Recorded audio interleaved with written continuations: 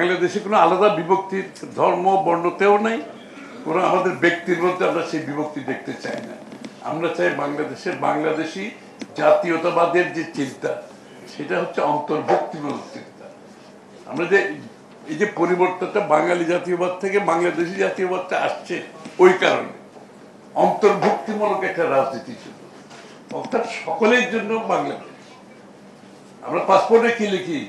বাংলাদেশি লিখি না, বাঙালি লিখি, বাংলাদেশি লিখি না, অর্থাৎ সকলের জন্য বাংলাদেশ। এটাই আমাদের আগামী দিনের, ইনশাআল্লাহ আমাদের আগামী দিনের স্বপ্ন। বাংলাদেশকে আপনাদেরকে নিয়ে তো স্বপ্ন দেখতে হবে, সবাইকে নিয়ে স্বপ্ন দেখতে হবে, স্বপ্ন কারোর জন্য আলাদা হবে না। আমরা সবাইকে নিয়ে স্বপ্ন দেখছি, আপনাদেরকে নিয়ে আমাদের স্বপ্ন আছে। আপনাদের অবদান যে যেটা পারবেন রাষ্ট্রের উন্নয়নে, রাষ্ট্রের কর্মকাণ্ডে, অর্থনৈতিক এবং সব ক্ষেত্রে প্রত্যেকটি মানুষের একটি অবদান থাকতে হবে। তখন সে গৌরবান্বিত হয়, তখন সে মনে করে যে আমার এই রাষ্ট্র গঠনে আমি কিন্তু অবদান রেখেছি, আমার অবদান আছে। এবং আমরা শুধু আরেকটা জিনিস নতুন, যেটা বাংলাদেশে কখনো কেউ চিন্তা করে না, ডেমোগ্রাফিক ডিভিডেন্টের পরে এটা বল লনজিভিটি ডিভিডেন্ট, অর্থাৎ যারা বয়স হয়ে গেছে 50-60-এর উপরে, ওই যে বললো অক্ষম কেউ হয় না জীবনে।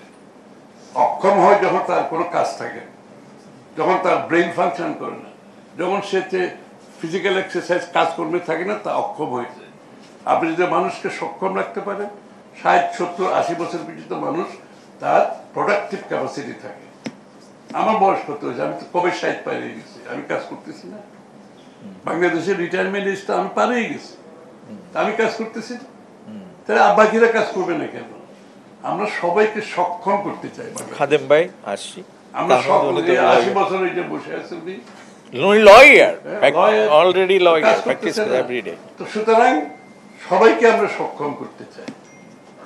আপনারা তার বাইরে কেউ না, সকলের মধ্যে, আমাদের মধ্যে, সকলের মধ্যে আমরা সবাই এক।